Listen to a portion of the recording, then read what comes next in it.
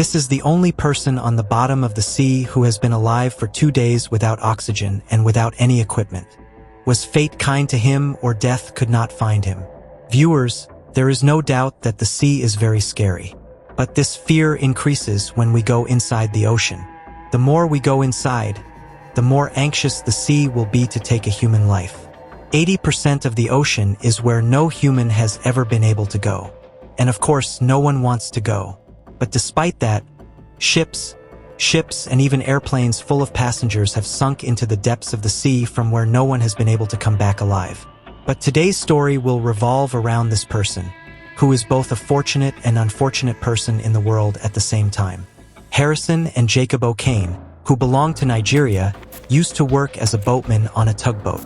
On May 26, 2013, the tugboat set off with 12 crew members to help an oil tanker in the Gulf of Guinea, in which Harrison was also present. 32 kilometers from the coast of Nigeria, an oil tanker was stuck at the location mentioned in the Gulf of Guinea. This is a routine job for tugboat operators, because their job is to tow the ships or take them out of the water. But today was not normal for them in any way. It was 4:30 in the morning, and as usual, they started towing the oil tanker with the help of ropes. As they were moving forward, suddenly a huge, terrible wave rose from the sea and hit the tugboat. Because of this, the tugboat was under heavy pressure and it flipped. This pressure was so intense that the hooks of the rope with which they were towing the oil tanker broke, and the tugboat separated from the ship and began to drown quickly in the water. And as is the case in this situation, there was chaos among the 12 crew members present inside. Most of the crew members were sitting in their cabins, and unfortunately their cabins were locked. Because pirate attacks are very common in this part of the sea, keeping safety in mind, they had already locked the cabins. Locking the cabin might have prevented the pirates from entering, but it was of no use in the face of the seawater. The water was quickly taking over the cabin. But fortunately, Harrison left the cabin before the boat capsized and went to the washroom. When the boat capsized, he was only in his underwear and was badly hurt by the roof of the washroom. Now he could understand what had happened. The water started coming in quickly from the radiator of the washroom. Somehow he managed to open the door of the washroom. As soon as the door opened, the flow of water carried Harrison to the other washroom of the boat, where an air pocket was present. By this time, there was complete darkness on the boat. It was so dark that Harrison could not even see his hands. He could only feel that he was in the water and his face was out of an air pocket.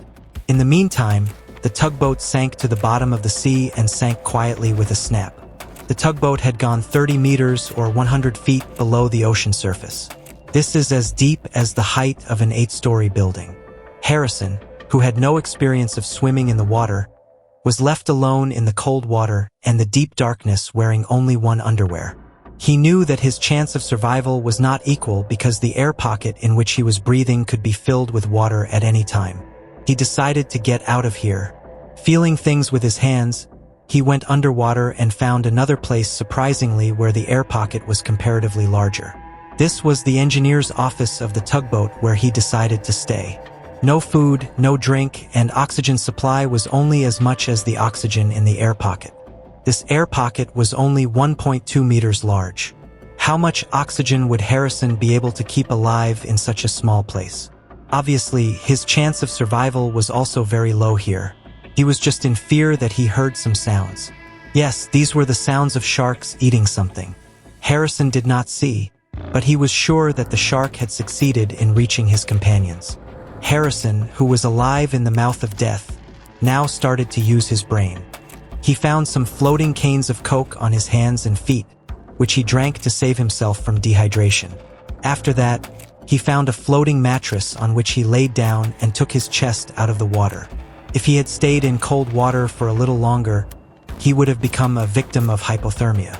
In this condition, all the heat of the body is released, the result of which is nothing but death. He had managed to escape dehydration and hypothermia, but there was one thing that was not getting any solution, and that thing was oxygen. The oxygen level in the air pocket was falling rapidly. According to an estimate, there was only enough oxygen in the small pocket in which a person could live for only 60 hours. Harrison was alive in a small room in a small air pocket 30 meters below the tugboat in the ocean. 2 days had passed since this incident. The oxygen supply, which was already very limited, was now only a few hours. Harrison was now just waiting for his death in this darkness. After these terrible 2 days of his life, when he was just about to die, he finally heard a knock. The crew of the oil tanker had sent a team of divers who had come to look for dead bodies in the dock of the tugboat. They had no idea that a person would be alive in the dock even after 2 days. Meanwhile, Harrison saw light from the water in the engineer's room. He was extremely happy when he saw a rescue diver coming out of the water in front of him. The diver said that Harrison was only a few minutes away from death at this time, and his body was so exhausted that he was not even able to open his eyes. The diver immediately put him on an oxygen helmet and tried to normalize his oxygen levels. Harrison was not immediately taken out of the sea. Because of the sudden pressure change, his heart could have failed. For this reason, a diving bell was first called and Harrison was put in it and taken out of the sea. Even after coming out, he had to stay in this diving bell for 2 days because its pressure was slowly decreasing. After 2 days, Harrison became completely normal. After regaining consciousness, he said first that he would never wander near the sea again.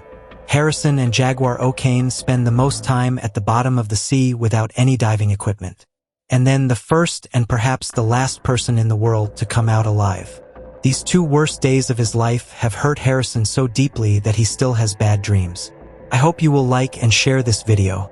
Thank you so much for your lovely comments if you to like the video, and for more such interesting, informative and educational videos, subscribe to our channel and press the bell icon. Thank you. See you in the next video.